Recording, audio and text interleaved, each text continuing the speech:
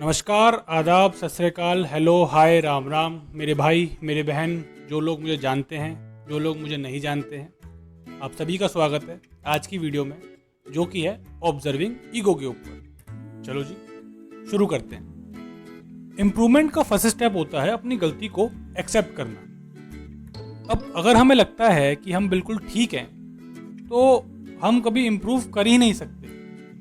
क्यों? क्योंकि हमारे हिसाब से हम बिल्कुल ठीक हैं और हमें सुधार की ज़रूरत है ही नहीं। अपनी गलती को एक्सेप्ट करने का मतलब ये नहीं है कि हम पब्लिकली ढिंढोरा पीटें कि हाँ हम गलत हैं। इसका मतलब है कि अंदर से ही इस चीज़ का एहसास करना कि हाँ हमसे ये गलती हुई है और हमें यहाँ पे इम्प्रूव करने की ज़रूरत है। शायद आपके साथ भी कभी ऐसा हुआ हो कि आप एक सिचुएशन में हैं और आपके घर वालों को, आपके दोस्तों को, सबको दिखाई दे रहा है कि आप गलत हैं, लेकिन सिर्फ आपको ही नहीं दिखाई दे रहा हो कि आप गलत हैं। और कभी आगे ऐसा हो कि वो इस सिचुएशन में आ जाते हों, उस वक्त आपको दिखाई दे रहा हो कि ये गलत हैं, लेकिन उनको खुद दिखाई नहीं दे रहा हो कि हाँ हम गलत हैं। तो ऐसा ही होता है हमारे साथ, हमें दिखाई नहीं दे पाता कि हम क्या सही जा रहे हैं और क्या गलत जा रहे हैं। तो सिचुएशन को बेटर डील करने के लिए हमें ज़रूरत है ऑब्जर्विंग ईगो को डेवलप करने की। ऑब्जर्विंग ईगो एक तरीके से मान लीजिए हमारी तीसरी आंख, जिसका काम है सिर्फ चीज़ों को ऑब्जर्व करने का, अपने अंदर एक अलग पर्सन को क्रिएट करना। ये कोई डिसीजन नहीं लेता, ये कोई एक्शन नहीं लेता, ये किसी इमोशन से इन्फ्लुएंस नहीं होता, ये खाली चीज़ों को ऑब्जर्व करता है। जैसे प्रोग्राम आता था बिग बॉस की आंख होती थी, उसमें कैमरे होते थे। कैमरे का काम होता है चीज़ों को ऑब्जर्व करना। कैमरा कोई जजमेंट पास नहीं करता। अगर हमें कोई जजमेंट पास करनी है तो हम कैमरे की रिकॉर्डिंग पर जाते हैं और उस रिकॉर्डिंग के बेसिस पर हम अपने जजमेंट पास करते हैं। तो उसी तरह से हमें अपने अंदर भी एक कैमरे को डेवलप करना है जो कि चीज़ों को ऑब्जर्व करता रहे, हमारे एक्शंस को, सामने वाले के एक्शंस को और सिचुएशन को। तो ऑब्जर्विंग ईगो को डेवलप करना कैसे?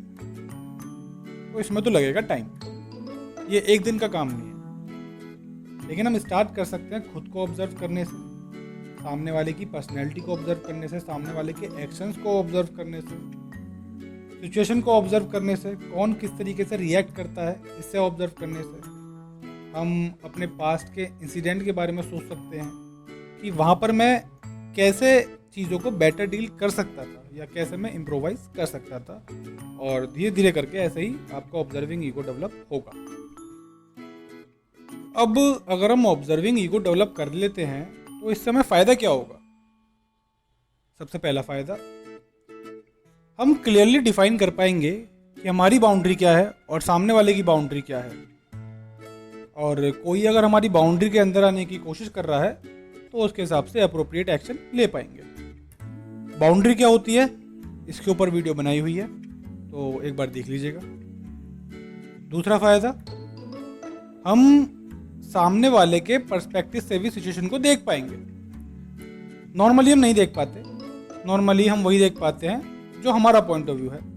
तो अगर हम ऑब्जर्विंग ईगो डेवलप करते हैं तो सामने वाले के एक तरीके से शूज में स्टैंड करके हम सिचुएशन को देख पाएंगे। तीसरा फायदा, हम सिचुएशन को थर्ड पर्सन के पॉइंट ऑफ व्यू से भी देख सकते हैं। थर्ड पर्सन जिसका कि सिचुएशन से कुछ लेना देना है ही नहीं, जिसे कुछ पता ही नहीं है, तो अगर कोई तीसरा बंदा ऑब्जर्व कर रहा हो तो वो कैसे रिएक्ट करेगा। चौथा फायदा, हम सामने वाले से फालतू की एक्सपेक्टेशन रखना बंद कर देंगे। क्यों? क्योंकि हम उसे काफ़ी टाइम से ऑब्जर्व कर चुके हैं, हमें उसकी पर्सनैलिटी का, हमें उसकी आदतों का काफ़ी हद तक आइडिया लग चुका है। तो जो अनरियलिस्टिक एक्सपेक्टेशन है हम उस पर नहीं रखेंगे और उसके हिसाब से इरिटेट भी नहीं होंगे। चलो जी, अंत में कोई अगर लाइक करना चाहे, सब्सक्राइब करना चाहे या कमेंट करना चाहे तो मैं इस बात का बिल्कुल भी बुरा नहीं मानूंगा, और अगर कोई डिसलाइक भी करना चाहे तो भी मैं कोशिश करूंगा कि बुरा ना मानूं। हमारा एक व्हाट्सएप ग्रुप है, अगर आप ज्वाइन करना चाहें ज्वाइन कर सकते हैं, लिंक आपको डिस्क्रिप्शन में मिल जाएगा। कोई किसी प्रकार का कमेंट हो, कोई सजेशन हो या बात करना चाहे तो उस ग्रुप को ज्वाइन कर सकता है। Thank you, bye.